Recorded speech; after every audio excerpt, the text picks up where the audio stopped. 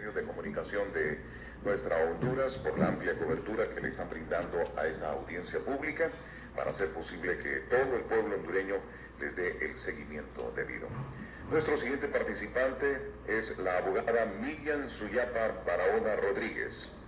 Le corresponde la entrevista al doctor Roberto Herrera Cáceres en representación del CONADE ante la Junta Nominadora.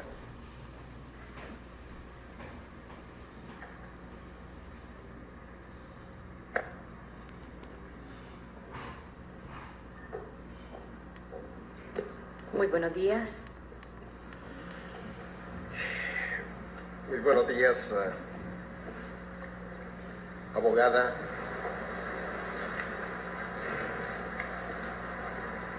Y tiene usted, abogada Miriam Suyapa Barahona Rodríguez, 3 minutos para hacer su presentación personal. Muchas gracias, muy buenos días. Honorable Junta Nominadora para la elección de candidatos a magistrados de la Corte Suprema de Justicia, respetable público que nos acompaña en esta sala de audiencias y al pueblo hondureño que sigue con mucho interés esta transmisión a través de los medios de comunicación. Mis nombres y apellidos son Miriam Suyapa Barahona Rodríguez. Mi formación académica es licenciada en Ciencias Jurídicas y Sociales, especialista en Derecho Penal y Derecho Procesal Penal, especialista en Derecho Constitucional y con orientación en Derecho Procesal Civil, autosuficiencia investigadora, otorgada por la Universidad de Barcelona, doctorando en Derecho Penal y estudios avanzados en la Universidad de Barcelona. Mi experiencia profesional comienza desde mis años de estudio en la Facultad de Derecho como escribiente ad honorem en el juzgado tercero de letras de lo criminal de Francisco Morazán. Asimismo, una vez que obtuve mi grado académico, pues ejercí de manera privada la profesión durante 5 años.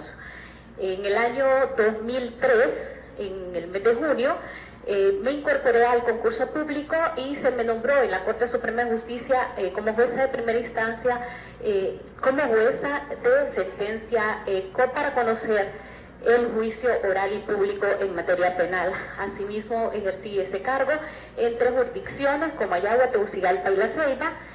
Luego concursé por vía de oposición abierta para ascender a magistrada de Corte de Apelaciones. Dentro de la magistratura de Corte de Apelaciones, es decir, jueza de segunda instancia que conoce los procesos o las decisiones que los jueces en primera instancia toman, fui cofundadora de la Corte Primera de Apelaciones de lo Civil de Francisco Morazán. Luego se me trasladó por mi especialidad penal a la Corte de Apelaciones de Tercera de Apelaciones de Francisco Morazán, que tiene jurisdicción en El Paraíso y Olancho, y se me dio también posteriormente la oportunidad de ser magistrada de la Corte de Apelaciones de lo Penal de Francisco Morazán, que tiene una competencia temporal y delitos de crimen organizado. Asimismo, actualmente me desempeño como magistrada de la Corte Segunda de Apelaciones de lo Civil de Francisco Morazán y soy magistrada integrante de la Corte Suprema de Justicia en causa de ausencias justificadas de los magistrados propietarios en asuntos jurisdiccionales y para autorizar el ejercicio del notariado a quienes hayan obtenido el título de abogado. Gracias. Muchas gracias. Notamos en su hoja de vida esa experiencia judicial, también experiencia en la docencia y los conocimientos en derechos humanos que ha adquirido. Por otra parte, quisiéramos preguntarle si hay denuncias contra usted en el Ministerio Público u otras instituciones, incluyendo la Comisión Interamericana de Derechos Humanos. No, denuncias en organismos supranacionales no tengo.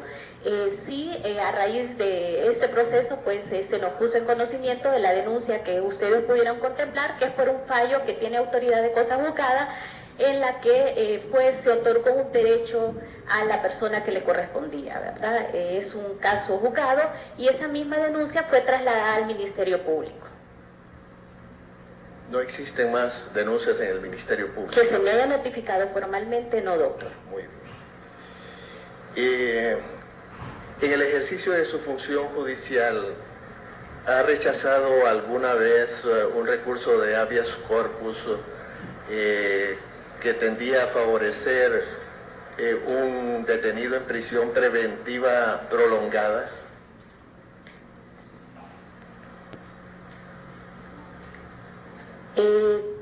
No he rechazado un recurso de habeas corpus, ¿verdad? Porque la misma ley sobre justicia constitucional nos impone el deber de admitir y darle trámite a través de ejecución. He sido juez ejecutora de un caso, ¿verdad?, en la que pues se verificó que no existía detención ilegal porque estaba bajo medida cautelar de prisión preventiva y aún no había superado el tiempo máximo de la misma. Sabiendo que en Centroamérica existen tratados vigentes de la región, que existe la Convención Interamericana contra la Corrupción y la Convención de Naciones Unidas contra ese mismo flagelo, y que ahí se establece una relación entre corrupción, crimen organizado, especialmente narcotráfico y lavado de activos o blanqueo de dinero. ¿Cómo apreciaría usted, cómo verificaría usted como magistrada la existencia de ese tipo de relación? Con el crimen organizado no podría tenerlo porque no puedo estar aplicando la ley y coludida con la criminalidad organizada. ¿Verdad? Es cierto, existen convenciones internacionales que tratan sobre la lucha contra la corrupción y las mismas han sido integradas al derecho interno. En mi oportunidad, pues tuve la oportunidad de conocer fallos tan importantes como el caso de Carlos Arnaldo Lobo, en lo que el Estado de Honduras expropió esa privación de dominio y se quedó a favor del Estado de Honduras. Tengo múltiples condenas en casos de narcotráfico, ¿verdad? La jurisdicción de la Corte Penal de Francisco Morazán es amplia porque también trata y combate desde la prevención especial la criminalidad organizada, doctor. Dentro del sistema de justicia penal, ¿podría indicarnos cuál es el fin de la pena y del sistema penitenciario y por qué en el cumplimiento de las respectivas condenas en la forma de vida, sin embargo, debe siempre respetarse los derechos humanos de las personas consideradas culpables? Sí, la pena, pues dentro del sistema penitenciario busca la sanción o el castigo al delito, ¿verdad? Esta tiene dos modalidades. Puede ser la prevención general, que es la dirigida hacia toda la población de Honduras, de poder autodeterminarse y no incurrir en ilícitos penales. Es decir, yo como ser humano puedo determinar qué me dice la norma y decidir no contradecirla. Es decir, que si yo cometo un delito, ya sea por acción u omisión, en el mismo, como mi psiquis podía abstenerse de realizarlo, he violentado esa prevención general que me da la ley. Y ya la prevención especial es cuando a mí se me impone la condena por la comisión de ese hecho ilícito. ¿Qué papel desempeña entonces la rehabilitación y la reinserción social dentro de todo el sistema de justicia penal? Es importante porque los condenados son seres humanos, ¿verdad?, que no deben de ser discriminados porque también son sujetos de derechos. Y por lo tanto, la rehabilitación procura la reinserción de ellos a la sociedad a través de trabajos comunitarios, ¿verdad? Difícil es en nuestro país esa reinserción que tanto anhelamos, ¿verdad?, desde el sistema de justicia, pero sin embargo cada quien debe de ser un factor para poder lograr la misma, ¿verdad?, no estigmatizando al que ya ha cumplido una condena. El pueblo hondureño espera que los jueces y magistrados comprendan que la independencia judicial que la Constitución les reconoce no es para actuar discrecionalmente o arbitrariamente, sino que se les reconoce como una garantía para el pueblo de que van a recibir justicia pronta e imparcial y con respeto a la dignidad humana. Sus actuaciones profesionales han respetado esa convicción ¿Y cuál sería su compromiso en relación con la posibilidad de que llegase a un cargo en la Corte Suprema de Justicia? La independencia, como usted bien lo decía, doctor, es una garantía para la sociedad y el ciudadano que uno como juez únicamente va a emitir una resolución final que sea resultado de los argumentos probados en el juicio y que tengan fundamento legal. Es decir, mi decisión es imparcial y yo no le puedo conceder el derecho a quien no le corresponde, ni puedo otorgárselo a quien no lo ha probado en un juicio. Siempre he sido una juez imparcial, independiente, con una gestión de despacho de calidad, porque no tengo mora judicial, nunca he tenido mora judicial. Están los informes de inspectoría que adjunté a mis documentaciones, ¿verdad? Y siempre la misma escuela, ¿verdad? Respeto y garantía dentro del proceso, y la independencia judicial es una de ellas.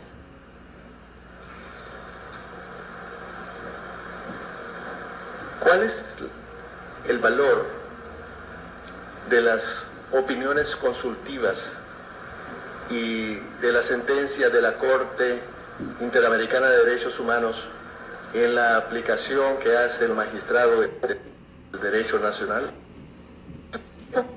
Aquellas decisiones o criterios que se establecen en una decisión jurisdiccional. La jurisprudencia busca la integración, la interpretación y la armonía de ese órgano jurídico que tenemos. La jurisprudencia internacional en materia de derechos humanos es importantísima para el juez doméstico nacional. ¿Por qué? Porque sienta criterios oficiales de interpretación de los convenios y los tratados. Es más, en algunos casos hipotéticos podría sentar un criterio definitivo. Y entonces, como jueces, debemos obligatoriamente aplicarla y citarla a los casos similares en que pueda la misma irradiar, ¿verdad?, esa efectividad para la garantía de nuestros derechos humanos. ¿Usted podría exponer al pueblo hondureño esa diferencia que hay entre opiniones consultivas y sentencias? La opinión consultiva es un dictamen orientador, ¿verdad?, en los criterios, en asuntos sobre cómo debe de dictaminarse ante la Comisión Interamericana de Derechos Humanos. Se pide la opinión consultiva sobre ciertos asuntos en conflicto entre la legislación interna y alguna disposición de algún tratado, cómo debe de aplicarse. Y ya las sentencias pues tienen fuerza obligatoria porque imponen al Estado obligaciones que, si bien es cierto, se dictan contra el Estado, son un resarcimiento, restitución de derechos fundamentales para los particulares. En Honduras existe lo que llamamos en derecho la vigencia de las leyes y su diferencia con la positividad, es decir, la aplicación de las mismas. ¿Ha podido usted constatar esa diferencia, que existe mucha ley vigente y existe poca actividad? ¿Y cuál es el papel de la judicatura ante esa situación? En cuanto a la ley vigente no válida o no legitimada, doctor. Toda ley vigente presumimos que es válida. Lo que estamos viendo ahorita es la aplicación, entre la vigencia y la aplicación efectiva. Ese espacio que nos está afectando como sociedad. La ley, el derecho positivo surge, ¿verdad?, para el respeto de nuestros derechos humanos fundamentales. En muchos casos se ve que no se puede aplicar esa ley, ¿verdad?, porque no existe prueba. Generalmente en materia penal, ¿verdad?, no se ve esa respuesta de la judicatura hacia que la sociedad quisiese, ¿verdad? Nosotros como ciudadanos, no desde la perspectiva judicial, sentimos de que si no hay prueba, ¿verdad?, tenemos que hacer un barómetro. Tenemos el justiciable por un lado y tenemos la ausencia del ente acusador público de poder llevar la prueba que quebrante el estado de inocencia del justiciable o del imputado. Y por lo tanto, existe ese margen de que tiene que dictarse una sentencia absolutoria, porque no existe prueba y es ahí la disyuntiva entre la ley vigente, ¿verdad?, y la no respuesta que espera la ciudadanía. Muchas gracias. Vamos a ceder la palabra a los miembros de la Junta Nominadora, representantes de sociedad civil.